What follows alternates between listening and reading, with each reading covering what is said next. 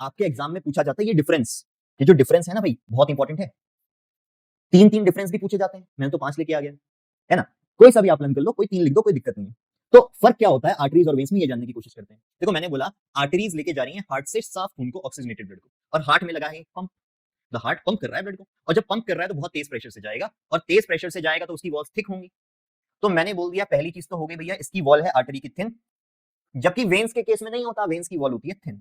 इसकी थिक है, सॉरी इसकी थिक होती है, इसकी थिन होती है। अब अगर थिक वॉल्स हैं, तेज प्रेशर से जा रहा है, तो क्या हम अफोर्ड कर सकते हैं कि तेज प्रेशर से ब्लड जा रहा है तो वो ऊपर हो, हमारी स्किन के यहां पे होता तो सही रहता क्या? ऐसे तो हल्का सा भी कट लगता तो तेज प्रेशर से खून बाहर निकल जाता और ब्लड लॉस हो जाता हमें। तो जो आर्टरीज होती हैं वो क्या होती हैं, वो ऊपर नहीं हो सकती हैं, वो कहां होनी चाहिए, वो अंदर होनी चाहिए, वो होती है डीप सीटेड। डीप सीटेड आपको देखने को मिलेगा, अंदर होंगी। जबकि वेन्स सुपरफिशियल होती हैं, जो आपको हाथ में दिख रही है वो होती है वेन्स। आर्टरीज का मैंने बताया कैरीज, पहली बात तो ऑक्सीजनेटेड ब्लड, और कहां लेके जाती है, away from the heart, heart से दूर की ओर लेते हुए जाएगी मेरे ऑर्गन्स तक। और वेन्स का काम वापसी का है कि यहां से वापस में हार्ट की ओर लेके जाएगी, यानी कि वेन्स लेके जाती है carry blood towards the heart, और कैसा लेके जाएगी, डीऑक्सीजनेटेड। इसके अलावा अगर मैं बात करता हूं तो आप देखो यहां पर, अगर मैं एक बार बना रहा हूं आर्टरी, ये होगी बड़ी थिक वॉल वाली, ये थिक वॉल वाली है, और यहां पे मैं बना देता हूं वेन। अब आर्टरी लेके जा रही है कहां पे, अब ये डीऑक्सीजनेटेड ब्लड और ऑक्सीजनेटेड ब्लड का भी आपको समझाएंगे कि पल्मोनरी और पल्मोनरी वेन क्या होती है, वो भी बताएंगे आपको। लेकिन पहले ये समझो जरा कि यहां पर क्या है, यहां पर है थिक, और यहां पे जा रहा है खून हाई प्रेशर से, क्योंकि हार्ट उसे पंप कर रहा है, आर्टरी वाले खून को। हार्ट ने पंप किया तो क्या इसे कोई मुश्किल होगी खून को किसी जगह जाने में? पंप हार्ट ने किया तो ये ऊपर भी चले जाएगा मेरे सर तक, और नीचे जाने में तो वैसे भी आसानी थी भैया, पंप ना भी करता तो चले जाता, ग्रेविटी उसे लेके चले जाती।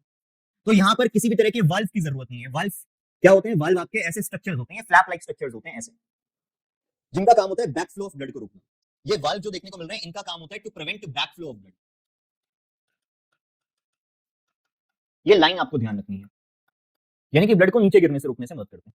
तो यहाँ तो कोई जरूरत नहीं थी, यहाँ तो आराम से ब्लड जाएगा ऊपर से नीचे की और नीचे से ऊपर की और आराम से ट्रेवल करेगा, ऊपर जाएगा ऐसे में, नीचे जाएगा इधर, हार्ट से ऊपर हार्ट से नीचे आराम से जाएगा, प्रेशर बहुत ज्यादा है। लेकिन क्या वेन्स के केस में ऐसा देखने को मिलेगा? वेन्स के केस में ऐसा नहीं हो सकता। मान लो मेरे पैर से आ रहा है खून, अब मेरे पैर से खून आ रहा है तो ऊपर की ओर आ रहा है ना भैया, ऊपर की ओर आ रहा है तो जैसे ही हार्ट बीट हो रही है मेरी, एक बार लब एक बार डब लब डब, ये हार्ट बीट होती है। तो ऐसे केस में अब खून जो नीचे से ऊपर की ओर आ रहा है, तो क्या उसके गिरने का खतरा है? बिल्कुल है। हो सकता है कि अब भाई वापस नीचे को गिर जाए। तो इस बैक फ्लो ऑफ ब्लड को प्रिवेंट करने के लिए क्या होते हैं, आपके वेन्स में प्रेजेंट होते हैं वाल्व्स। खून यहां तक पहुंचा, अब इधर का वाल्व अगले उसमें जब रिलैक्सेशन होगा बंद हो जाएगा। फिर खून जैसे क्या हुआ, कॉन्ट्रैक्शन हुआ हार्ट का, फिर खून यहां तक पहुंच गया, ये वाला फिर से बंद हो गया ताकि खून नीचे गिरे ना। फिर अगले बीट में ये आगे और पहुंचा, ऊपर चढ़ा, फिर से बंद हो गए ताकि ये गिरे ना।